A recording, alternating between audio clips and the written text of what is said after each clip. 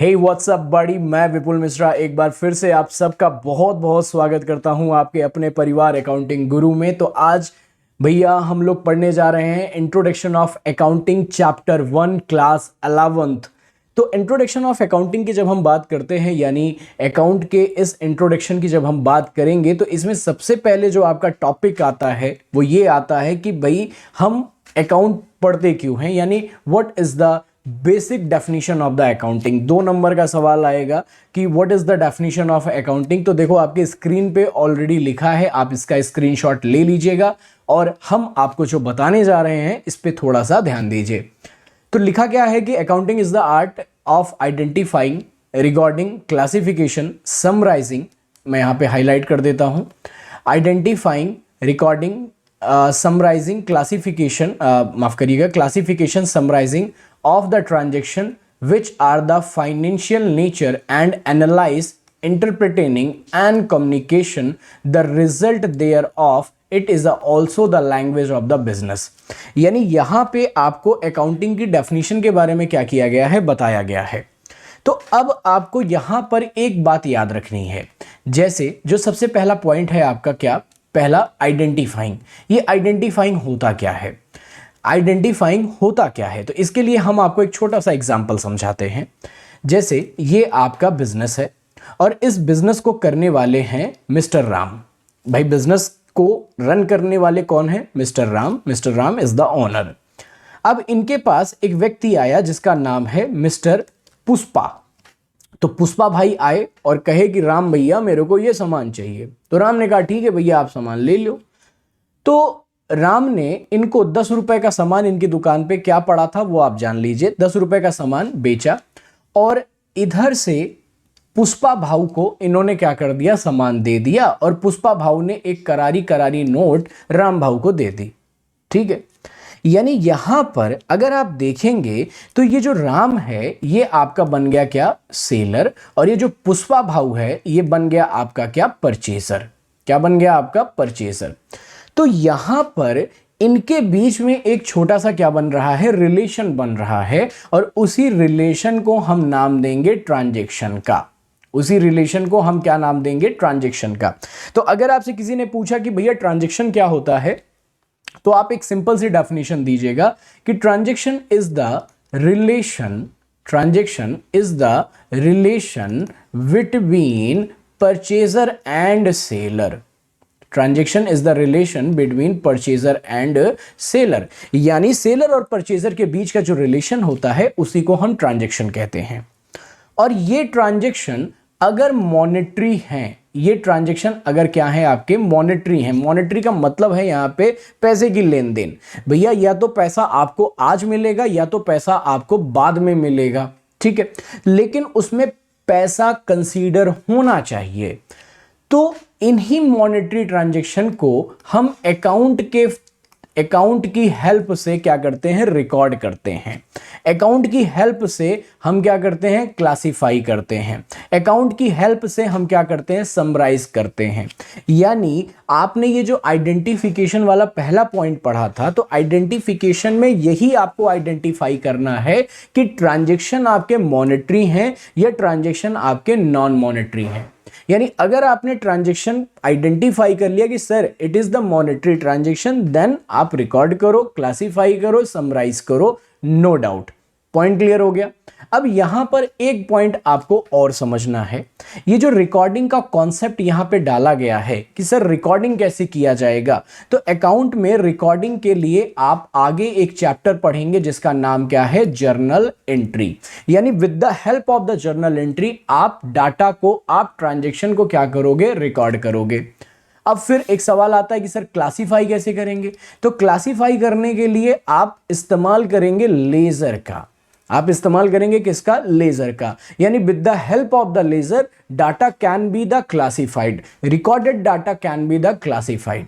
अच्छा, अब इतनी बातें हो गई हैं तो समराइजेशन के बारे में भी बात कर लिया जाए कि सर समराइजेशन कैसे किया जाएगा। तो समराइजेशन किया जाएगा with the help of the trial balance, with the help of the trial balance, with the help of the final account और with the help of the balance sheet।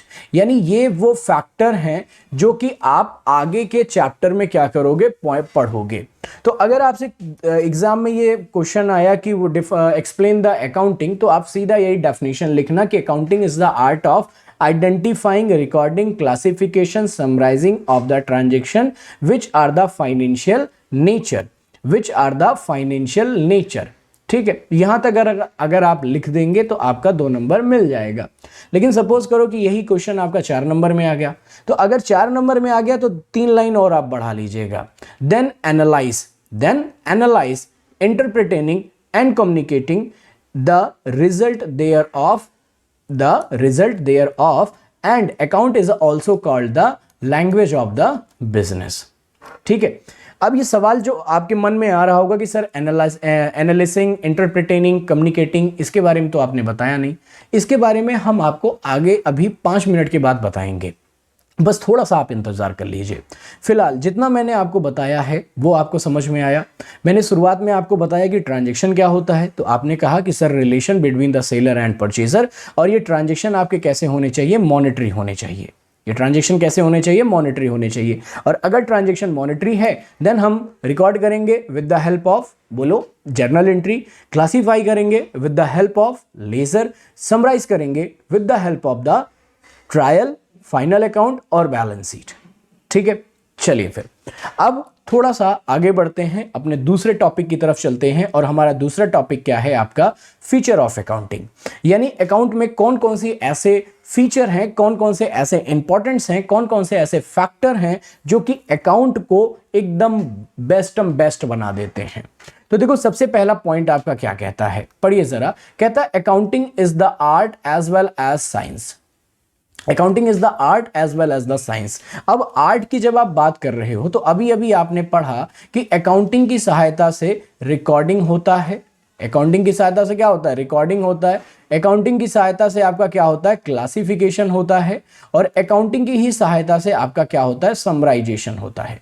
यानी जो process है आपका recording, classification, summarising, it is the consider as the art, it is the consider as the art. अब सवाल ये उठता है कि सर साइंस कैसे।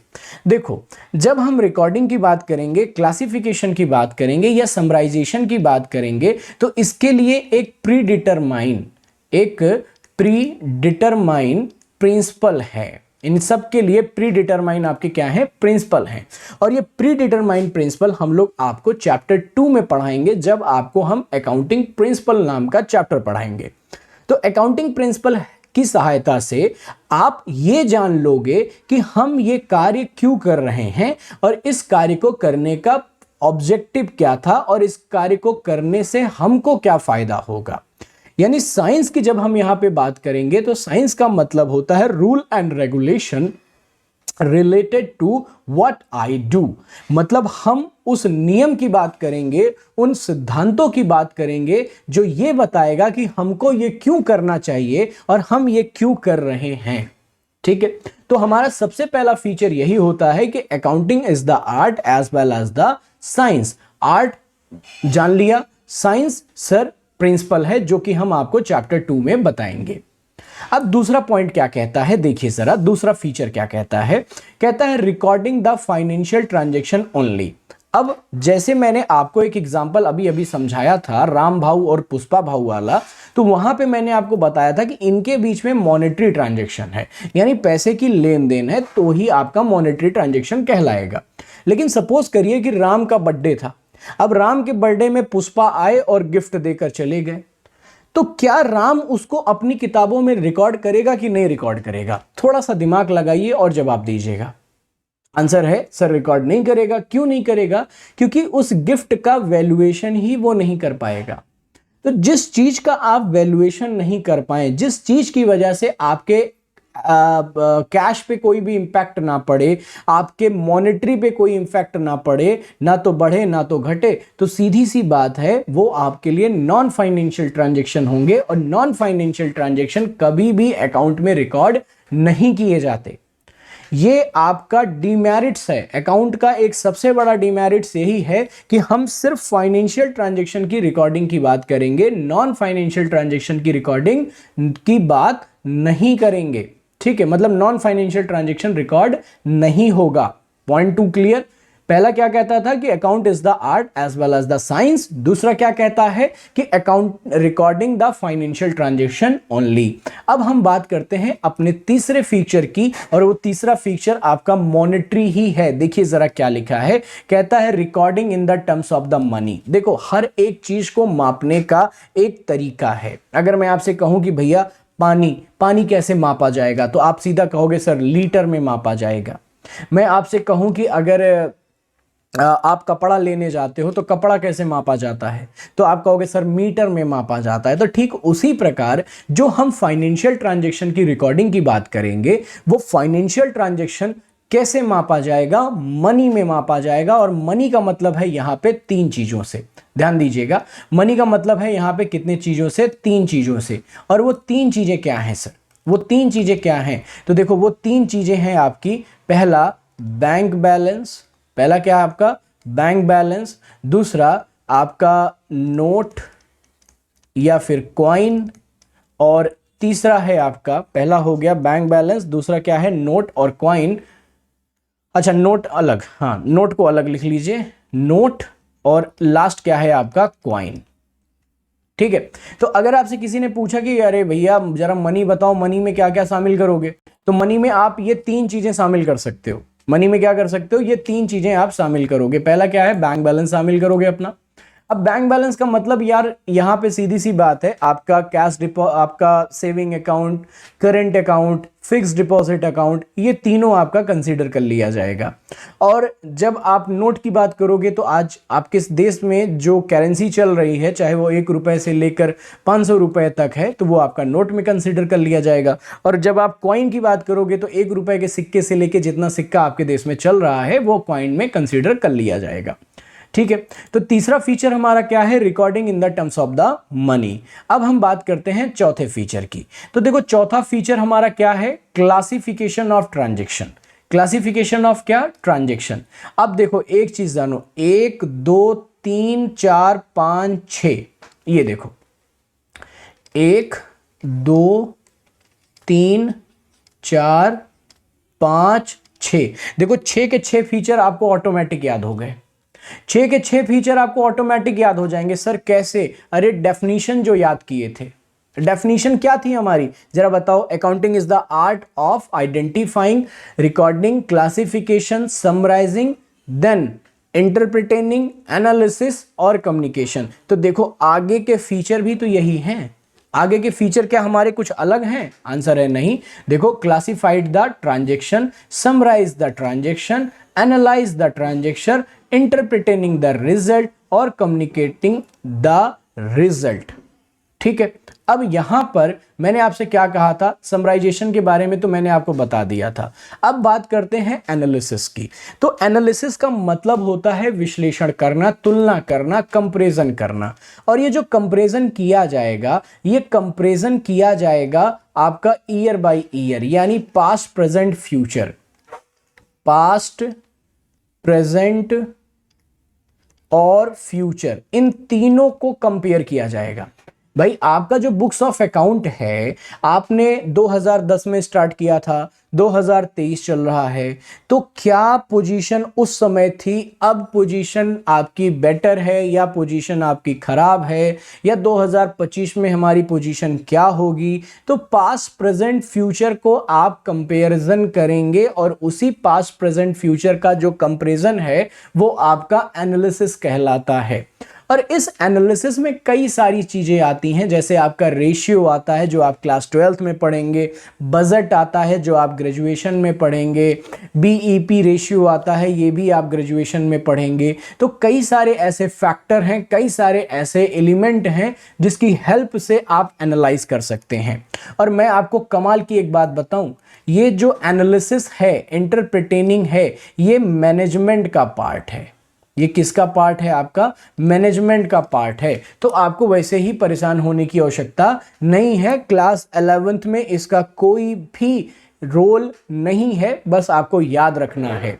तो एनालिसिस हो गया, इंटरप्रिटेशन हो गया। इंटरप्रिटेशन का मतलब होता है कि जो आपने कंपैरिजन किया है उसके बारे में रिजल्ट फाइंड आउट करना, आखिरी में रिजल्ट एनालाइज करना और रिजल्ट को एनालाइज करके आप उसको क्या करोगे, कम्युनिकेट करोगे। और सर किसको कम्युनिकेट करेंगे, तो देखो इसके बारे में मैं आपको अगले 10 मिनट बाद बताऊंगा कि सर किसको कम्युनिकेट करना है। बस आप यहां पे एक चीज जानिए कि जो कम्युनिकेशन होगा वो यूजर का होगा। मतलब जो हम यहां पे डाटा को कम्युनिकेट करेंगे, जो रिजल्ट को कम्युनिकेट करेंगे, वो यूजर को कम्युनिकेट करेंगे। और यूजर का क्लासिफिकेशन दो तरीके का होगा, एक होगा इंटरनल और एक होगा आपका क्या, एक्सटर्नल।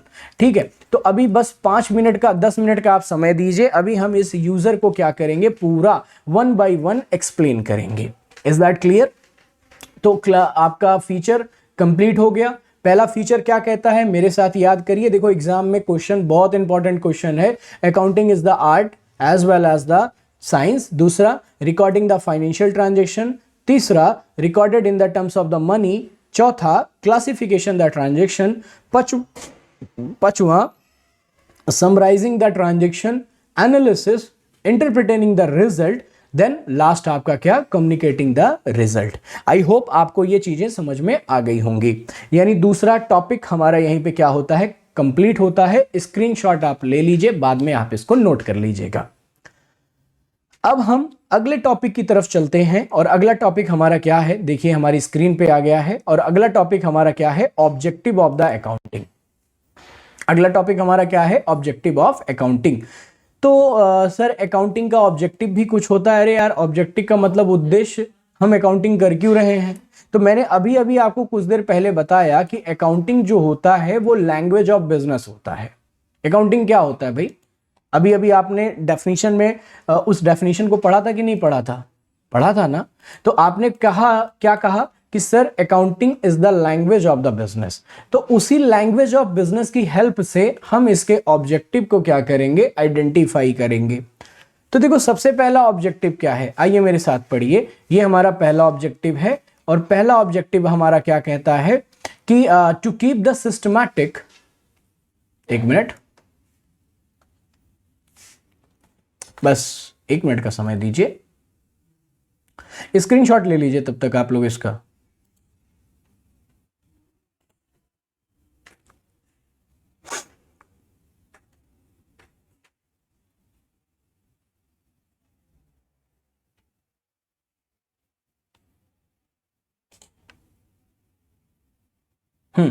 तो सबसे पहला हमारा ऑब्जेक्टिव क्या है, पढ़िए जरा। कहता है कि to keep the systematic and complete record of the financial transaction in the books of the account according to the specified principle and rule to avoid the possibility of the omission and the fraud. यानी देखो सबसे पहला जो हम definition में भी पढ़ते थे कि रिकॉर्डिंग द फाइनेंशियल ट्रांजैक्शन, तो ठीक यही हमारा ऑब्जेक्टिव है। जो हम डाटा रिकॉर्ड करेंगे वो सिस्टमैटिक तरीके से रिकॉर्ड करेंगे। अब सिस्टमैटिक तरीके का मतलब क्या होता है, सही तरीका। सिस्टमैटिक का मतलब क्या होता है आपका, कि सही तरीके से हम डाटा को रिकॉर्ड करेंगे। और कंप्लीट का मतलब होता है पूरा का पूरा, 100%। यानी अगर आपने 10 रुपए का भी सामान खरीदा है या 10 रुपए का सामान बेचा है तो आप उसे पूरा रिकॉर्ड करेंगे, इग्नोर कुछ नहीं करने वाले हैं। तो to keep the systematic and complete record of the financial transaction. और फाइनेंशियल ट्रांजैक्शन तो अभी अभी मैंने बताया कि relation between the seller and the purchaser is called the transaction, is called the transaction. In the books of account specified the principle and rule. अब देखो principal and rule का मतलब क्या, तो मैंने आपसे अभी क्या कहा था कि accounting is the art as well as science. यानी साइंस की झलक यहां पे आपको दिख गई कि नहीं दिख गई, साइंस की झलक दिख गई कि नहीं दिख गई। यानी जो आप रिकॉर्डिंग करेंगे वो आप एक पर्टिकुलर, एक प्री डिटरमाइंड प्रिंसिपल के अकॉर्डिंग कार्य करेंगे। और ये जो प्रिंसिपल है ना, प्रिंसिपल का मतलब क्या होता है, collection of rule and regulation. और इस collection of rule and regulation को जब आप फॉलो करेंगे तो उसकी वजह से आपके बिजनेस में जो फ्रॉड होने का चांस है, देखो 100% तो आप कंप्लीट नहीं खत्म नहीं कर सकते, फ्रॉड को 100% खत्म नहीं किया जा सकता, लेकिन हाँ 100% अगर खत्म नहीं कर सकते लेकिन 99% कम तो कर सकते हैं। तो अगर आप प्रिंसिपल को फॉलो कर रहे हैं, उस रूल को फॉलो कर रहे हैं जिस रूल की वजह से बताया गया है, चाहे वो आपका ICAI के द्वारा, ICAI यानी Indian Institute of Chartered Accountant of India, तो Institute of Chartered Accountant of India ने आपके कई सारे अकाउंटिंग प्रिंसिपल बनाए हैं, कई सारे अकाउंटिंग स्टैंडर्ड्स बनाए हैं जिन्हीं को हम अकाउंटिंग प्रिंसिपल कहते हैं। और उनको जब हम फॉलो करते हैं, सही तरीके से फॉलो करते हैं, तो जो लॉस होने का चांस है, जो फ्रॉड होने का चांस है, जो गलतियों का चांस है, वो कम हो जाता है। ठीक है, तो सबसे पहला ऑब्जेक्टिव यही है, to keep the systematic record of the financial transaction in the books of the account according to the specified principle, according to the specified principle to avoid the possibility of the omission and the losses या fraud। तो देखिए पहला objective clear हो गया। अब दूसरा objective क्या कहता है, पढ़िए जरा ध्यान से। अब दूसरा ऑब्जेक्टिव ये कहता है कि हम ये जो सिस्टमैटिक रिकॉर्ड कर रहे हैं, हम ये जो डाटा रिकॉर्ड कर रहे हैं, तो सवाल ये उठता है कि हम क्यों कर रहे हैं भाई? इसलिए कर रहे हैं ताकि एंड ऑफ द ईयर, ध्यान से सुनिएगा, और ये जो पॉइंट अब मैं आपको बताने जा रहा हूं, इसी पॉइंट के बेस पे आपका दूसरा ऑब्जेक्टिव है, ताकि end of the year business को ये पता चल सके कि बिजनेस में नेट लॉस हो रहा है या आपका नेट प्रॉफिट हो रहा है। बिजनेस को यह पता चल सके कि बिजनेस में प्रॉफिट हो रहा है या बिजनेस में क्या हो रहा है, लॉस हो रहा है। तो देखिए दूसरा ऑब्जेक्टिव एक बार पढ़िए जरा हमारे साथ। कहता है to ascertain the profit, earn or loss included during the particular accounting period which further help in knowing the financial performance of the business। अब यहां पर एक चीज जानिए, ये जो आपका प्रॉफिट एंड लॉस पोर्शन है, ये आप अपने ट्रेडिंग, ये चैप्टर आगे हम आपको पढ़ाएंगे, trading and profit and loss, रुको दूसरा कलर चेंज कर देता हूं, ट्रेडिंग प्रॉफिट एंड लॉस। ठीक है, ये जो प्रॉफिट अर्न और लॉस इंक्लूडेड है, ये कैसे पता चलेगा हमारा? Trading profit and loss account से पता चलेगा। और ये जो फाइनेंशियल परफॉर्मेंस ऑफ बिजनेस है, ये कैसे पता चलेगा? ये पता चलेगा आपका बैलेंस शीट की सहायता से। ये हम आपको आगे बताएंगे कि बैलेंस शीट क्या है, ट्रेडिंग क्या है, पीएल क्या है। अभी तो बस शुरुआत हुई है, अभी तो आप चैप्टर 1 का पहला लेक्चर देख रहे हो, इंतजार तो करो। ठीक है, तो दूसरा आपका ऑब्जेक्टिव क्या है? To find out the profit earn या loss included during the particular accounting period which further helped is known the financial performance of the business। ये हमारा दूसरा ऑब्जेक्टिव है। अब तीसरे ऑब्जेक्टिव की बात करते हैं, और तीसरा ऑब्जेक्टिव हमारा क्या कहता है, जल्दी से देखेंगे। To ascertain the financial position of the business by means the financial statement like a balance sheet which show the asset side, capital, liability on the other side. Same यही चीज बताई गई, यानी जो आपका फाइनेंशियल परफॉर्मेंस है, ये financial performance कैसे पता चलेगा, फाइनेंशियल पोजीशन कैसे पता चलेगा? तो आपने कहा सर बैलेंस शीट की सहायता से। और जब हम बैलेंस शीट की बात करते हैं तो बैलेंस शीट में 3 एलिमेंट दिखाए जाते हैं। बैलेंस शीट में कितने एलिमेंट दिखाए जाते हैं, बोलो मेरे साथ? 3 एलिमेंट दिखाए जाते हैं। और 3 एलिमेंट में एक एलिमेंट का नाम होता है एसेट्स, दूसरे एलिमेंट का नाम होता है आपका कैपिटल, और तीसरे एलिमेंट का नाम होता है आपका क्या, लायबिलिटी। तीसरे एलिमेंट का क्या नाम होता है, लायबिलिटी। और assets is equal to capital plus liability, ये आपका अकाउंटिंग इक्वेशन भी कहलाता है। ये आपका क्या कहलाता है, अकाउंटिंग इक्वेशन भी कहलाता है। तो अकाउंटिंग इक्वेशन का ये जो चैप्टर है, एक सेपरेट चैप्टर है जिसको हम आपको आगे पढ़ाएंगे। ठीक है, तो हमारा तीसरा ऑब्जेक्टिव क्या है? To find out the financial position of the business by means the financial statement like balance sheet which show the आपका एसेट साइड, कैपिटल साइड, ठीक है, एंड लायबिलिटी साइड। तो तीसरा ऑब्जेक्टिव हमारा क्लियर हो गया, तीसरा ऑब्जेक्टिव हमारा क्लियर हो गया। अब देखिए ये वाला ऑब्जेक्टिव यानी जो आपका दिया गया है, ये फिर से शामिल कर दिया गया है, इसको छोड़ दीजिए, ये वाला पढ़िए। इसमें क्या कहता है? To pretend the fraud by maintaining the regular and systematic record of the accounting record. यानी अगर आप सिस्टमैटिक तरीके से डाटा को रिकॉर्ड करते हैं, सिस्टमैटिक तरीके से डाटा को क्या करते हैं, रिकॉर्ड करते हैं, तो आप अकाउंटिंग फ्रॉड को क्या कर सकते हैं, रोक सकते हैं। अकाउंटिंग फ्रॉड को क्या कर सकते हैं, आप कम कर सकते हैं। ये आपका चौथा ऑब्जेक्टिव है। और साथ ही साथ अगर आपका फाइनेंशियल स्टेटमेंट अच्छी तरीके से प्रिपेयर हुआ है तो फ्यूचर के लिए प्लानिंग भी तो बना सकते हैं। बताइए जरा, फ्यूचर के लिए प्लानिंग बन सकती है कि नहीं बन सकती? सर बन सकती है। तो देखो यही तो लिखा है, to provide the financial information the management with the help which help decision making, budgeting and forecasting. यानी जो आप फाइनेंशियल इंफॉर्मेशन प्रोवाइड करेंगे मैनेजमेंट को, किसको प्रोवाइड करेंगे? मैनेजमेंट को। उस मैनेजमेंट उस फाइनेंशियल इंफॉर्मेशन की सहायता से वो फ्यूचर प्लानिंग को वो क्या करेगा? आगे बनाएगा, ताकि भाई बिजनेस को आगे और बढ़ाया जा सके।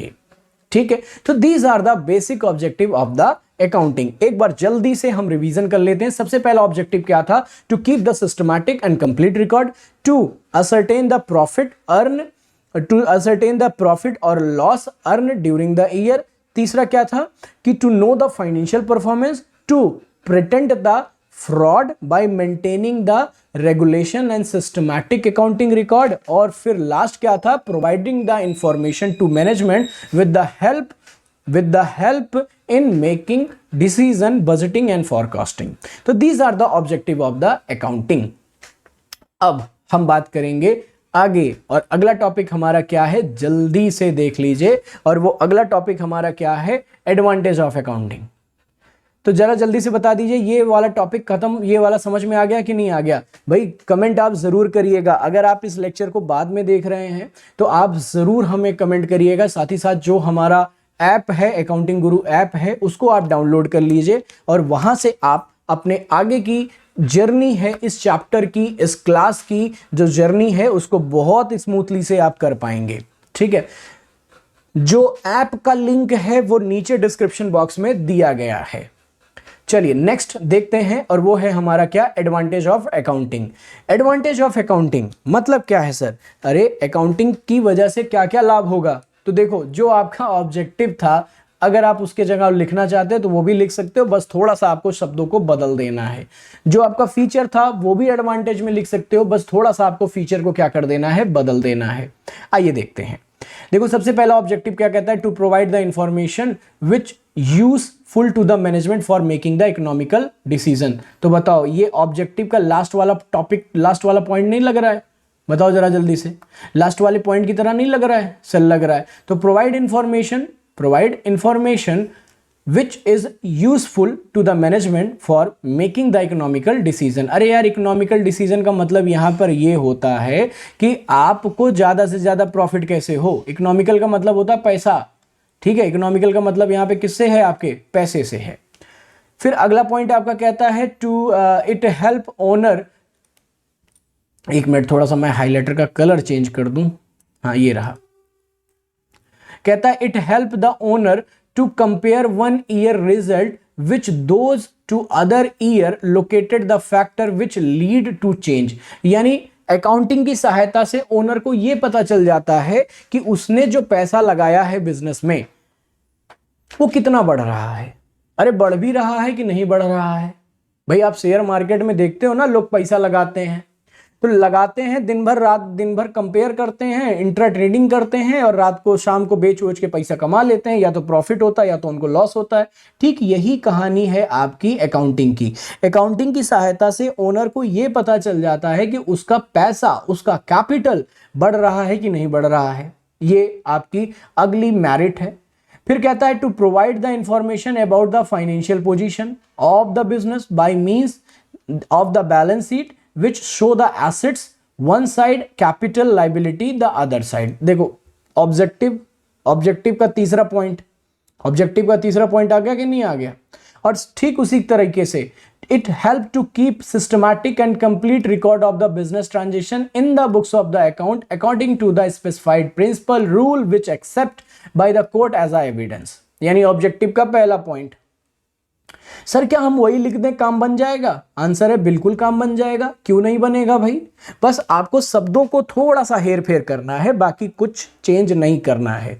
अब यहां पर एक पॉइंट और आपको समझना है कि बिजनेस, देखो कोई भी बिजनेस जब आप करते हो ना, तो हर बिजनेस के लिए सरकार के द्वारा बनाया गया कुछ नियम और कानून है, कुछ एक्ट बनाए गए हैं। और उन्हीं एक्ट में से सबसे पहला एक्ट आपका सेल टैक्स वैट टैक्स। अब सेल टैक्स वैट टैक्स का नाम जीएसटी हो गया है। सेल्स और वैट टैक्स का नाम अब क्या हो गया है, आपका जीएसटी हो गया है।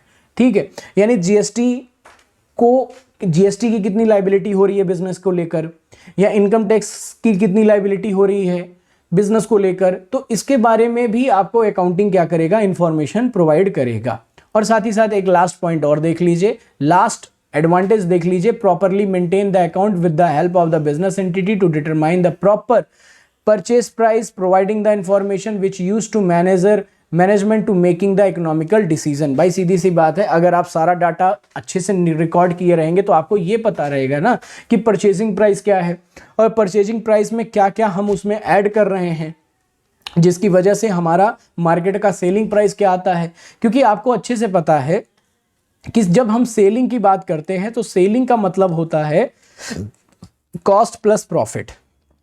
सेलिंग का मतलब आपका क्या होता है, कॉस्ट प्लस प्रॉफिट। यानी जब आपको कॉस्ट प्राइस पता है तो आप उसमें प्रॉफिट ऐड करिए और फिर उसको मार्केट में क्या कर दीजिए, बेच दीजिए। तो these are the advantage of the accounting, these are the advantage of the क्या, अकाउंटिंग। आई होप आपको ये चीजें समझ में आ गई होंगी। नहीं आई हैं तो परेशान होने की जरूरत नहीं है, आप मुझे कमेंट बॉक्स में जरूर कमेंट करिए, या फिर जो नंबर आपका स्क्रीन पे चल रहा है इस पे आप हमें जरूर मैसेज करिए, फिर हम आपकी हेल्प जरूर करेंगे।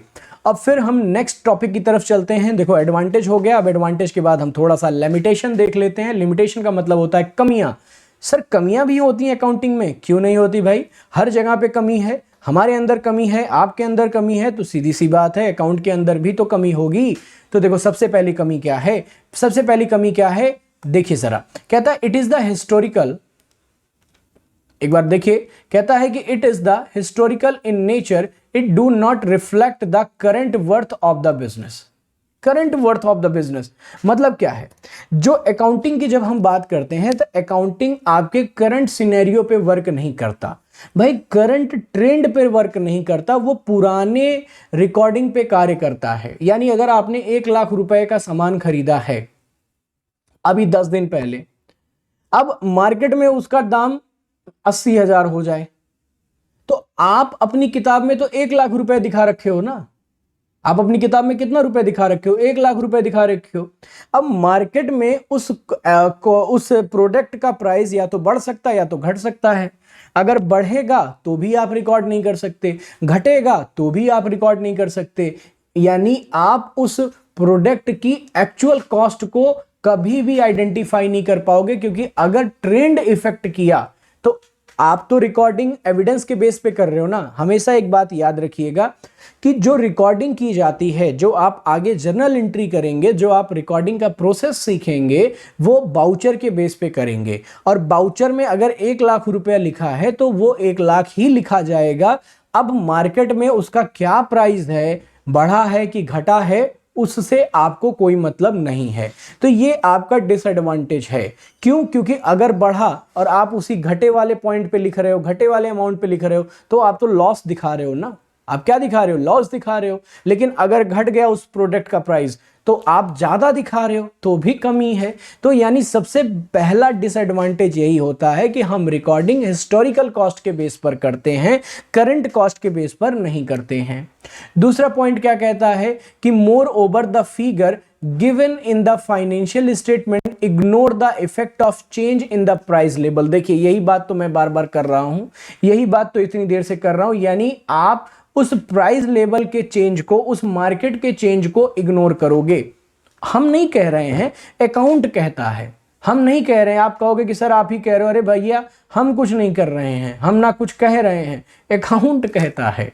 ठीक है, एक अगला देखिए, it contain only those information which can be express in the terms of the money, ignore the qualitative element such as the efficiency of the management, quality of the staff, customer satisfaction etcetera. यानी account क्या कहता है? Account में सिर्फ recording किसकी होगी? Sir account में सिर्फ मॉनेटरी ट्रांजैक्शन की रिकॉर्डिंग होगी, यानी नॉन मॉनेटरी ट्रांजैक्शन को आप रिकॉर्ड नहीं करोगे। तो नॉन मॉनेटरी ट्रांजैक्शन कई सारे ऐसे एलिमेंट होते हैं, कई सारे ऐसे फैक्टर होते हैं जो बिजनेस में रिकॉर्ड होने चाहिए। जैसे मैनेजमेंट कितना एक्टिव है, मैनेजमेंट एक्टिव है भी नहीं है, कस्टमर सेटिस्फैक्शन क्या है, एम्प्लॉय सेटिस्फैक्शन क्या है, मार्केट ट्रेंड क्या है, इन सब की कोई बात ही नहीं करता, अकाउंट नहीं बात करता। सर कौन करता है? अरे वो आपका इकोनॉमी करता है, इकोनॉमिक्स करता है। ठीक है, तो किसी ने कहा कि व्हाट इज द डिसएडवांटेज, तो ये भी आप लिख सकते हो, this is the disadvantage of the accounting, it's record only the monetary, non monetary की कोई बात नहीं करता। और यही बात जब मैं डेफिनेशन पढ़ा रहा था तो मैंने आपको ये समझाया था। ठीक है, फिर उसके बाद आगे पॉइंट कहता है, आगे डिसएडवांटेज क्या कहता है कि it may be the effect by the window dressing. Sir ये विंडो ड्रेसिंग क्या होता है? देखो विंडो ड्रेसिंग का मतलब होता है बढ़ा चढ़ा के दिखाना। विंडो ड्रेसिंग का मतलब क्या होता है? आपका बढ़ा चढ़ा के प्राइस को दिखा देना, ये आपका विंडो ड्रेसिंग कहलाता है। जैसे मैं आपको एक एग्जांपल देता हूं, आप लोगों ने बचपन में कुछ ये कलाकारी तो जरूर की होगी। अगर आपको ऐसे 8 नंबर मिला है 20 नंबर में से, 8 नंबर मिला है 20 नंबर में से, और पता है कि घर पे मार खाएंगे, तो आप धीरे से ऐसे एक लाइन बढ़ा देते थे। कौन कौन बढ़ाया है? ऐसी लाइन कौन कौन बढ़ाया है? मतलब नंबर कम है लेकिन बढ़ाए हो? अरे सर हम तो बस ठीक है। तो इसी को हम विंडो ड्रेसिंग कहते हैं, यानी हम अपनी फाइनेंशियल पोजीशन को और बेहतर दिखाने के लिए फिगर को मैनिपुलेट कर दे रहे हैं। मतलब हमारी जो एक्चुअल फिगर है उसको हम छुपा ले रहे हैं, और नई फिगर जो हमारे फेवरेबल कंडीशन को दिखाएगी वही हम एक्सप्रेस कर दे रहे हैं। यानी this is the third disadvantage of the accounting, it may be effect by the window dressing. फिर अगला क्या है सर? अब देखो, it is not the free from the personal base and personal judgement of the people dealing with it. एक बात बताओ, accounting करता कौन है? अब आप कहोगे कि सर अकाउंटिंग तो ह्यूमन करता है, तो यार एक बात बताओ, क्या ह्यूमन गलतियां नहीं कर सकता? क्या ह्यूमन गलतियां कर सकता है कि नहीं कर सकता? अरे सर ह्यूमन ही तो गलती करता है, बिल्कुल करेक्ट आंसर है। तो इसका सीधा मतलब ये है कि पर्सनल जजमेंट के आधार पर यह भी हो सकता है कि हम कुछ गलत प्रिटेन कर लें। हो सकता है कि नहीं हो सकता? सर हो सकता है। यानी हमको दिखाना था एसेट्स, हम दिखा दिए लायबिलिटी, हमको दिखाना था कैपिटल, हम दिखा दिए कुछ और। तो ये आपका चौथा डिसएडवांटेज है कि सर ह्यूमन एरर यहां पर देखने को आपको मिलेगी, और इसी ह्यूमन एरर की वजह से आप रिएक्टिफिकेशन ऑफ एरर नाम का एक चैप्टर आगे पढ़ेंगे। ठीक है, तो दिस इज द 4 डिसएडवांटेज। और लास्ट डिसएडवांटेज की तरफ बढ़ते हैं, माफ करिएगा 5th डिसएडवांटेज है ये। अब लास्ट डिसएडवांटेज की तरफ बढ़ते हैं। It is the based on the various concept convention which may be the hamper disclose the realistic financial position of the business firm. मतलब क्या है सर इसका? ये जो आपको मैंने बताया था कि accounting is the art as well as the science, तो साइंस का मतलब मैंने आपको बताया था कि रूल एंड रेगुलेशन। तो रूल और रेगुलेशन की वजह से, ध्यान से सुनिएगा, रूल और रेगुलेशन की वजह से हो सकता है कि आप काम अच्छे से ना कर पाए। रूल और रेगुलेशन की वजह से हो सकता है काम अच्छे से ना हो। क्या बात कर रहे हो सर? हाँ बिल्कुल सही कह रहे हैं। अरे भैया जैसे सपोज करिए कि आपको इमरजेंसी है जाने की, आप बाइक चला रहे हो, ठीक है, बहुत इमरजेंसी है, और गवर्नमेंट कहती है कि आप बिना हेलमेट के गाड़ी नहीं चलाओगे, लेकिन इमरजेंसी है, हेलमेट नहीं है, तो क्या करोगे? जाओगे कि नहीं जाओगे? सर इमरजेंसी बहुत है तो जाएंगे, हेलमेट पहन के। अरे हेलमेट मिल ही नहीं रहा 1 मिनट के लिए मान लो, तो सर चालान कटेगा, तो लो हो गया ना, हो गया कि नहीं लॉस। यानी जो प्री डिटरमाइन रूल है वो कहता है कि अगर आपने थोड़ा सा भी मेरे को ब्रीच किया, थोड़ा सा भी मेरे को कट किया, तो भैया मैं फाइन लगाऊंगा आपके ऊपर। और ये आपका 6 डिसएडवांटेज, 6 लिमिटेशन ऑफ अकाउंटिंग है। ठीक है, तो एक बार फटाफट हम लोग इसको पूरा का पूरा एक बार फिर से देख लेते हैं। पहला क्या कहता है? It is the historical in the nature. दूसरा क्या कहता है कि आपका मोर ओवर आपका ignore the effect of change in the price लेबल। फिर कहता है is contain only the monetary transaction. Then it effect the window dressing, it's based on the personal judgement. और चौथा आपका क्या है? It's depend on the concept convention. ठीक है, तो these are the limitation of the accounting. I hope आपको ये चीजें समझ में आ गई होंगी। अब हम थोड़ा सा आगे बढ़ते हैं और नेक्स्ट टॉपिक की तरफ चलते हैं। और नेक्स्ट टॉपिक हमारा क्या है? Book keeping. बहुत इंपॉर्टेंट है क्योंकि बुक कीपिंग और अकाउंटिंग का डिफरेंस आता ही आता है। तो डायरेक्ट हम क्या करते हैं? बुक कीपिंग और अकाउंटिंग के डिफरेंस को समझते हैं, लेकिन उससे पहले थोड़ा सा बुक कीपिंग को देख लेते हैं। देखो जब अकाउंटिंग नहीं आया था तो सबसे पहले हम लोग बुक कीपिंग करते थे। और आज भी मैं बताऊं आपको, अगर आपके घर में भाई आपका घर चलाता कौन है, मैं अगर आपसे पूछूं, आपसे अगर मैं पूछूं कि भाई घर कौन चलाता है, तो आपका जवाब होगा सर पापा चलाते हैं। तो बेटा जी सुनो, पापा सिर्फ घर में पैसा लेकर आते हैं, घर आपकी माताएं चलाती हैं। घर कौन चलाता है? मम्मियाँ चलाती हैं। और मम्मी से अगर पूछोगे ना, मम्मी दूध वाले का कितना हुआ है, वो तुरंत बता देंगी। वो ये तक बता देंगे कि दूध वाला महीने में 2 दिन 3 दिन नागा मारा था। अब क्या मम्मी कॉमर्स करके बैठी हैं? बताइए जरा, अब क्या मम्मी कॉमर्स पढ़ रही हैं? आंसर है नहीं। तो इसका मतलब है मम्मी कर क्या रही हैं? बेटा मम्मी बुक कीपिंग का सहारा ले रही हैं। और बुक कीपिंग में सिर्फ 2 चीजें आती हैं, और वो आती हैं आपका क्या? Recording plus classification. प्लस आपका क्या? क्लासिफिकेशन। यानी अकाउंटिंग की तरह नहीं, आपने 6 पॉइंट बता दिया, recording, classification, summarising, analysis, interpreting, communication. Accounting की तरह नहीं, बुक कीपिंग में सिर्फ 2 एलिमेंट आते हैं। पहला क्या आता है? रिकॉर्डिंग आता है। दूसरा आपका क्या आता है? क्लासिफिकेशन आता है। पॉइंट क्लियर हो गया? अब इसी के बेस पे हम थोड़ा सा डिफरेंस देख लेते हैं। ये रहा आपकी स्क्रीन पे डिफरेंस। तो देखो सबसे पहला डिफरेंस क्या कहता है? कहता है कि it is recording phase of accounting system. मैंने भी यही बताया अभी आपको। और फिर दूसरा क्या कहता है कि it is the summarising phase of accounting system. यानी बुक कीपिंग में सिर्फ रिकॉर्डिंग फेस होता है, अकाउंटिंग में समराइजिंग फेस होता है। पहला डिफरेंस बहुत इंपॉर्टेंट डिफरेंस है, स्क्रीनशॉट इसका ले लीजिएगा आप लोग, ठीक है? कि it is the recording phase of the accounting system, it is the summarising phase of the accounting system. फिर दूसरा डिफरेंस क्या कहता है कि it is the primary stage. और जब हम अकाउंटिंग की बात करेंगे तो it is the secondary state. मतलब बुक कीपिंग के खत्म होने के बाद अकाउंटिंग स्टार्ट होगा। बुक कीपिंग के खत्म होने के बाद आपका क्या होगा? अकाउंटिंग स्टार्ट होगा। इसी वजह से अकाउंटिंग को सेकंड स्टेज माना गया है और बुक कीपिंग को प्राइमरी स्टेज माना गया है। फिर उसके बाद आगे क्या कहता है कि बुक कीपिंग करने के लिए सिर्फ आपको कौन सी नॉलेज चाहिए? देखो लिखा है it is the routine in nature, it does not require to any special skill और अ नॉलेज। रूटीन नेचर मतलब देखो घर की मम्मी है ना, मम्मी क्या कहा मैंने, कोई बीकॉम उकॉम तो की नहीं है ना, आपकी तरह डेबिट क्रेडिट अगड़म बगड़म ये तो पढ़ी नहीं है। इसके लिए सिर्फ क्या चाहिए? रूटीन काम है। रूटीन का मतलब डे टू डे। रूटीन का मतलब क्या है यहाँ पे? डे टू डे है।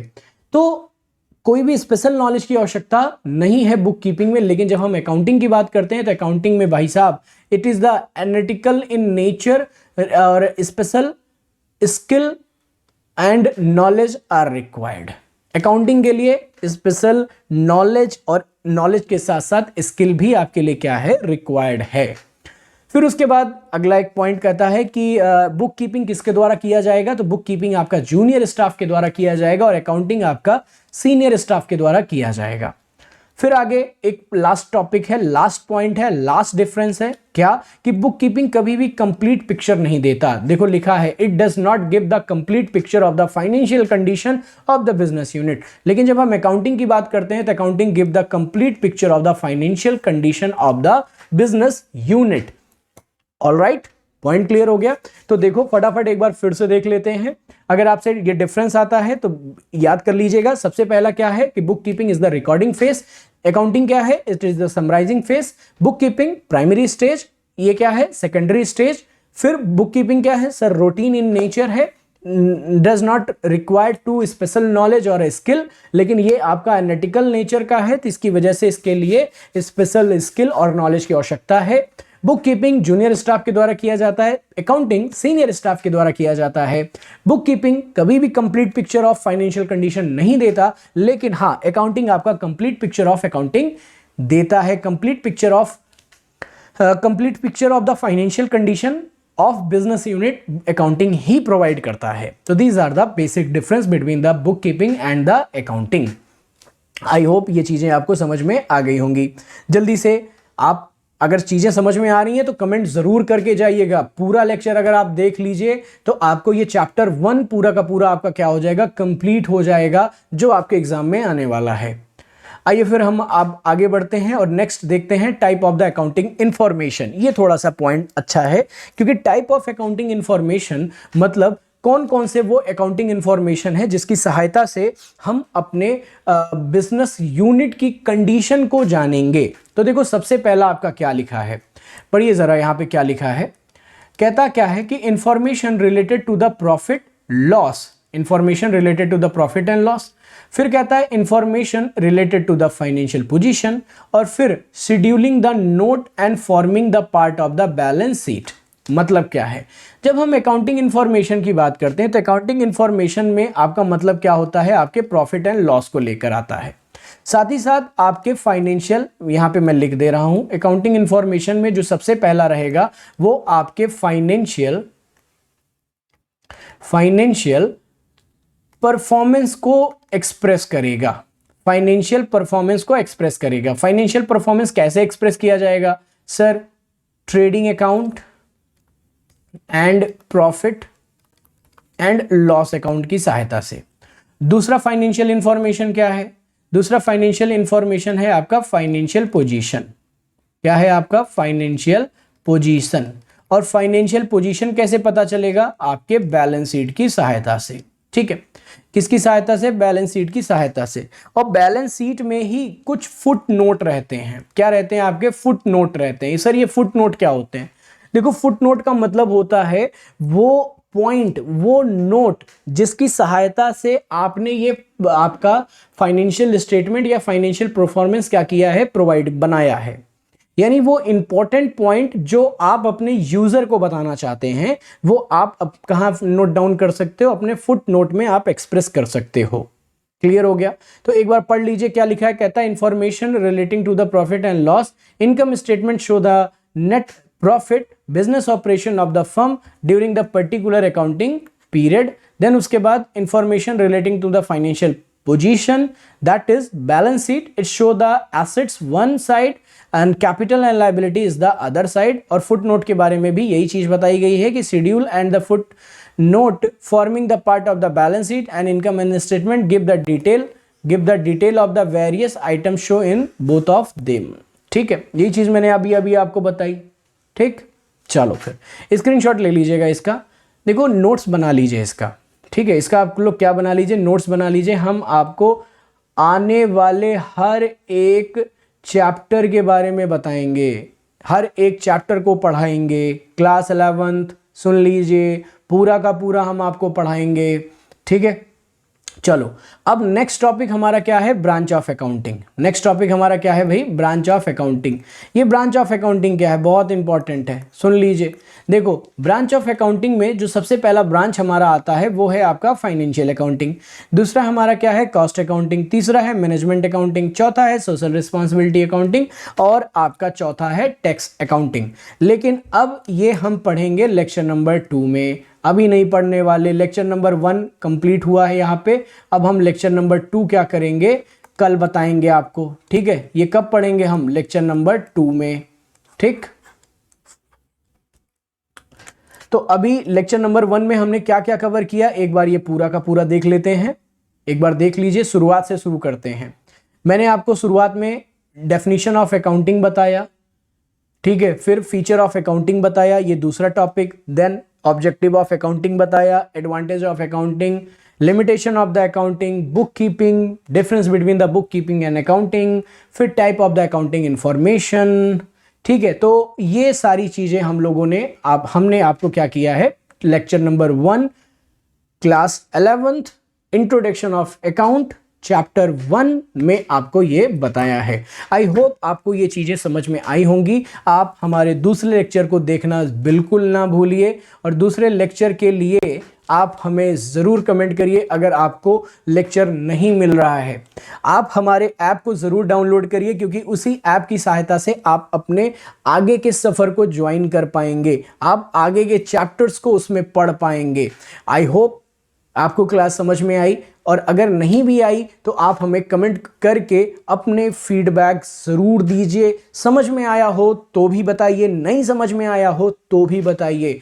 तब तक के लिए आप सभी मुझे दीजिए इजाजत। मिलेंगे आपके नेक्स्ट लेक्चर में जिसमें हम आपको ब्रांच ऑफ अकाउंट के बारे में बताएंगे और ब्रांच ऑफ अकाउंटिंग के साथ साथ अकाउंटिंग साइकिल, यूजर और कई सारी ऐसी चीजें हैं जो हम लेक्चर नंबर 2 में कवर करेंगे। तब तक के लिए आप सभी अपना ख्याल रखिए, पढ़ते रहिए और हाँ, अकाउंटिंग गुरु चैनल को जरूर सब्सक्राइब करिए, चैनल के लिंक को जरूर शेयर करिए, ऐप को जरूर डाउनलोड करिए। हर हर महादेव।